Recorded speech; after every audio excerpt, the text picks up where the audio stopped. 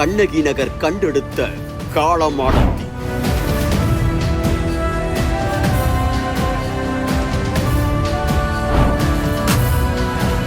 கபடி கபடி என களம் புகுந்தார் வேங்கையாக வேட்டையாடும் வீர தமிழச்சி. உலக அரங்கில் எதிரணிகளை பந்தாடி பறக்கவிட்ட கபடி நாயகி. கிளம்புடா, இனி கலங்காத. வாயிடா, இனி பதுங்காத. வெற்றி தாய் அள்ளி அணைத்து தங்க மகுடம் சூட்டிய தங்க மங்கை. இமயம் முதல் குமரி வரை உலகின் 8 திக்கும் தமிழகத்தின் புகழ் பரவச் செய்த சிங்க மகள். சிங்கப்பெண்ணே சிங்கப்பெண்ணே ஆனினமே உன்னை வணங்குமே. வறுமைகளையும் வேதனைகளையும் சாதனைகளின் வெற்றி படிகளாய் மாற்றி சாதித்து காட்டிய வெற்றி மங்கை கண்ணகி நகர் கார்த்திகா.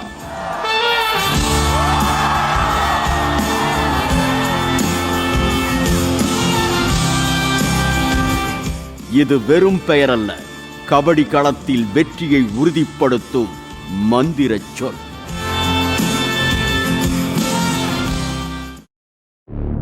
கபடி கபடி கபடி கபடி கபடி கபடி கபடி. கண்ணகி நகரில் ஒரு ஏழ்மையான குடும்பத்தில் பிறந்த கார்த்திகா இன்று உலக அரங்கில் கொண்டாடப்படும் சிங்க பெண்ணாக மாறியதற்கு பட்ட கஷ்டங்கள் எண்ணிலடங்காதவை.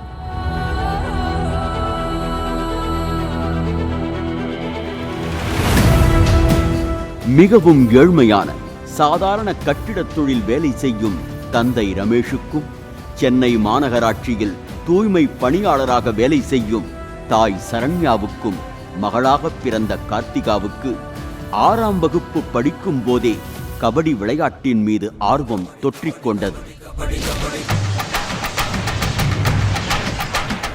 தான் படித்த அரசு பள்ளியில் விளையாட்டுப் போட்டிகளில் கோப்பையை வென்றவர்கள் தலைமை ஆசிரியரின் கையால் பரிசையும் பாராட்டையும் பெற்றதை பார்த்ததில் இருந்து துவங்கியதுதான் கார்த்திகாவின் கபடி பயணம். அது என்ன போட்டி, என்ன விளையாட்டு என்றெல்லாம் 6ஆம் வகுப்பு பயின்று வந்த அந்த மழலைக்கு அப்போது தெரிந்திருக்கவில்லை. நாமும் வெல்ல வேண்டும், கோப்பையை ஏந்தி முத்தமிட வேண்டும் என்பதே அந்த மழலையின் இலக்காக இருந்துள்ளது. தானும் கோப்பைகளை வெல்ல வேண்டும் என்று ஆசிரியர்களிடம் அடம் பிடித்த கார்த்திகா கபடி கற்றுக்கொள்வதென தீர்மானித்து பயிற்சி பெற துடிக்கிறார். ஏழ்மையின் பிடியில் சிக்கி தவித்த குடும்பத்தில் பிறந்து வளர்ந்த கார்த்திகாவிற்கு கபடி பயிற்சி கடுமையான உடல் வலியை தர 10 நாட்களில் பயிற்சியை கைவிடுகிறார்.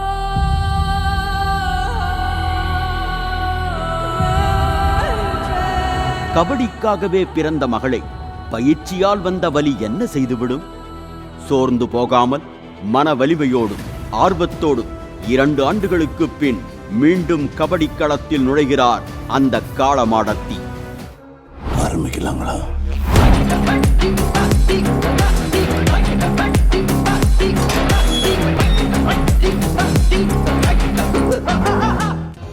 ராஜி என்ற தனது பயிற்சியாளர் கற்றுத்தந்த வித்தைகளோடும் கபடி விளையாட்டில் தனி உத்திகளோடும் உள்ளூர் போட்டிகளில் களமாடியவர் 2022ஆம் ஆண்டு தமிழ்நாடு இளையோர் கபடி அணிக்கு தேர்வாகினார்.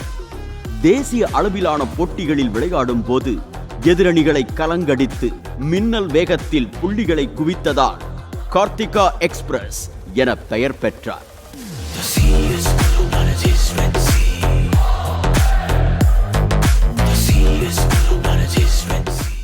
போட்டி என்று வந்துவிட்டால் வெற்றிக்கனியை எட்டி பிடித்துவிட முடியும் என்றாலும் அதை தக்க வைத்துக் கொள்வதென்றால் கூடுதல் வீரியத்தோடு களமாட வேண்டும். அதை நன்றாக உணர்ந்திருந்த கார்த்திகா நாள்தோறும் கடும் பயிற்சியை மேற்கொண்டதோடு இந்தியாவுக்காக விளையாட வேண்டும் என்ற வேட்கையையும் உடன் வளர்த்துக் கொண்டார். சிங்கப்பெண்ணே சிங்கப்பெண்ணே ஆனினமே உன்னை வணங்குமே. நன்றி கடன் தீர்ப்பதற்கே கருவிலே உன்னை ஏந்துமே. ஒரு முறை தலைகுனி உன் பெற்று சிங்கமோ இதன் பயனாக 2023ஆம் ஆண்டில், அதாவது தனது 14வது வயதில் தமிழ்நாடு அணிக்கு கேப்டனாக தலைமை தாங்கி வெள்ளி பதக்கத்தையும் வென்று கொடுத்தார். பஞ்சாப் அணியோடு மோதிய அந்த போட்டியில் கார்த்திகாவுக்கு கிடைத்த ஜெர்சி எண் 6. ஒரு கேப்டனாக அணியை வழிநடத்தி வெற்றி பாதைக்கு அழைத்துச் சென்ற கார்த்திகா இனி 6 என்ற எண்தான் தனது அடையாளம் என்பதை தீர்மானித்து எப்போதும் அந்த எண்ணையே நெஞ்சிலேந்தி விளையாடி வருகிறார். ஆசிய இளையோர் கபடி போட்டியில் தங்கப்பதக்கம் வென்றபோதும் இந்த 6ஆம் எண் ஜெர்சியே அவரை அலங்கரித்தது.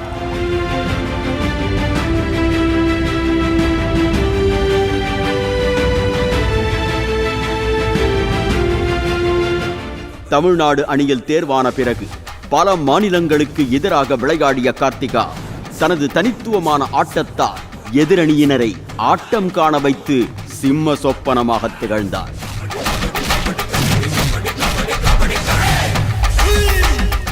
கபடியில் அணியின் கூட்டு முயற்சியே வெற்றிக்கு வழிவகுக்கும் என்றாலும் கார்த்திகாவின் பங்கு என்பது மிகப்பெரியதாக இருந்தது.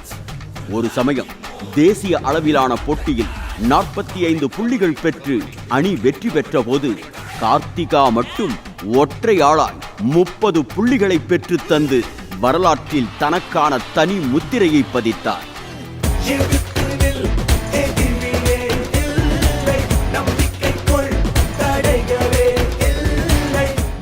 இப்படி வெற்றி பாதையில் பயணிக்கும் கார்த்திகாவுக்கு முறையான பயிற்சி எடுக்க அப்போது ஒரு கபடி மைதானம் இல்லாததுதான் வேதனையின் உச்சம்.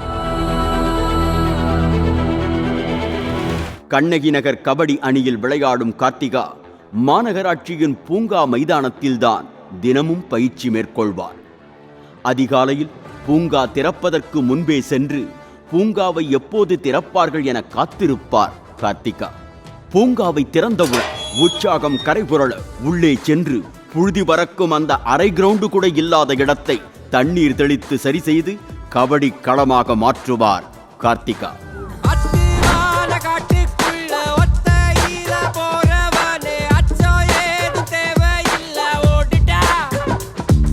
தற்போது கண்ணகி நகரில் உள்ள அரசு மேல்நிலைப் பள்ளியில் 12ஆம் வகுப்பு பயின்று வரும் கார்த்திகா 10ஆம் வகுப்பு பொதுத் தேர்வை கூட தள்ளி வைத்துவிட்டு கபடி விளையாடச் சென்றுள்ளார்.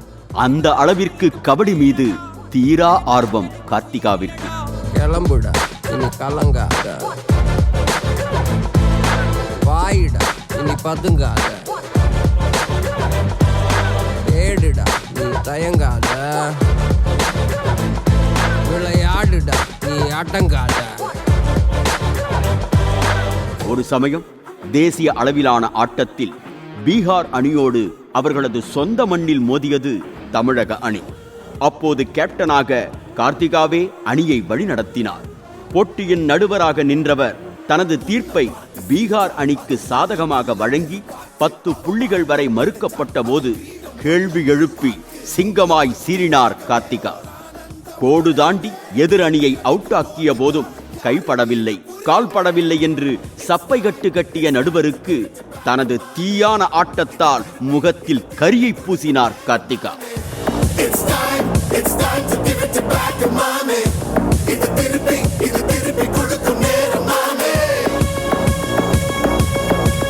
கபடிக்காக தள்ளி போட்ட 10ஆம் வகுப்பு பொதுத் தேர்வை மறு தேர்வாக எழுதி தேர்ச்சி பெற்றவர் பின்னர் தேசிய விளையாட்டுகளில் 2024ஆம் ஆண்டு ஒரு தங்கப் பதக்கத்தையும் 4 முறை வெள்ளிப் பதக்கத்தையும் வென்றார்.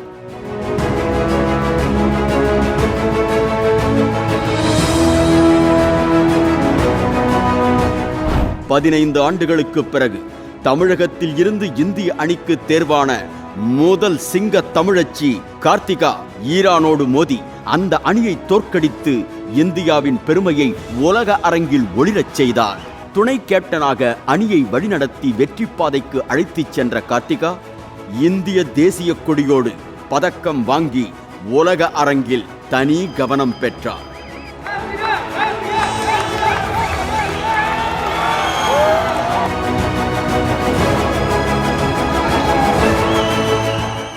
கால் சதை கிழிய பயிற்சி மேற்கொண்டு சாதனைகள் பல படைத்தாலும் சற்று நேரம் களைப்பார கார்த்திகாவுக்கு ஒரு நல்ல வீடு கூட இல்லை என்பதுதான் கசப்பின் உச்சம். கபடியில் விளையாடி வென்ற கோப்பைகளை வைக்கக்கூட போதுமான இடம் இல்லாத வீட்டில் ஐ லவ் கண்ணகி நகர் என்று எழுதி வைத்திருக்கும் கார்த்திகா என்பதல்ல எங்கள் அடையாளம், கண்ணகி நகர் என்பதே எங்கள் அடையாளம். அந்த ஊருக்கு பெருமை சேர்க்கவே பாடுபட்டோம் என்று நெகிழ்ச்சி தெரிவிக்கிறார். கண்ணகி நகரை ஒரு பிராண்டா மாற்றணுன்றது தான் எங்களோட இலக்கு. ஏன்னா நிறைய டிஸ்கிரிமினேஷனை எங்களோட மக்கள் ஃபேஸ் பண்ணியிருந்தாங்க. அதெல்லாம் மாற்றணுன்ட்டு நாங்கள் நினச்சோம். அதை எப்படி மாற்றலான்னா ஸ்போர்ட்ஸ் எஜுகேஷன் மூலயமா மாற்றலாம்னு நினச்சோம். இப்போ ஸ்போர்ட்ஸில் நாங்கள் இந்தியா டீமுக்காக விளையாடி இருக்க எல்லா பொலிட்டீஷியன், நிறைய ஆக்டர்ஸ், எல்லா பெரிய ஆட்களும் நம்ம கண்ணகி நகர் நோக்கி வர அளவு பண்ணியிருக்கோம். இப்போ அது எனக்கு ரொம்ப சந்தோஷமாக இருக்குது. எல்லா பிரபலங்களும் நம்ம கண்ணகி நகர் பார்க்கும்போது நம்ம கண்ணகி நகர் பிரபலம் ஆகுது.